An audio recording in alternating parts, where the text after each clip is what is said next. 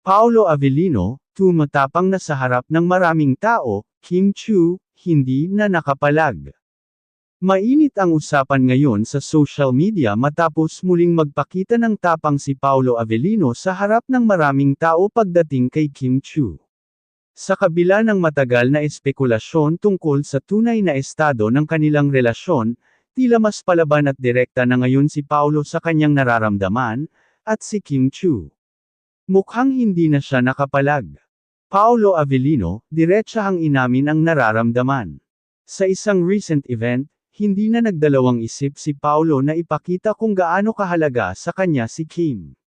Sa harap ng publiko, tila mas komportable at proud siyang ipahayag ang kanyang admiration sa aktres. Maraming netizens ang napansin kung paano siya mas expressive ngayon, kumpara noon na tila mas tahimik at reserved siya pagdating sa kanyang personal life. Ang pinakaikinaluko ng fans, ang matamis na mga tinginan at body language nilang dalawa, tila hindi na nila kayang itago ang kanilang natural na chemistry. Kim Chiu, hindi na nakapalag sa kilig. Kung dati ay madalas pang umiwas o magbiro si Kim Chiu tuwing natatanong tungkol kay Paolo, ngayon, tila hindi na niya maitago ang kilig. Kitang-kita sa kanyang reactions na natutuwa siya sa pagiging mas open ni Paolo, at kahit wala siyang direktang sagot, ang kanyang mga mata at ngiti ang nagsasabi ng lahat. Sa isang viral clip, may fans pang nakapansin na tila napalunok si Kim Chiu nang marinig ang isang sweet na pahayag ni Paolo tungkol sa kanya. Kumbaga, wala nang kawala. #KimPauFans, lalong na-excite.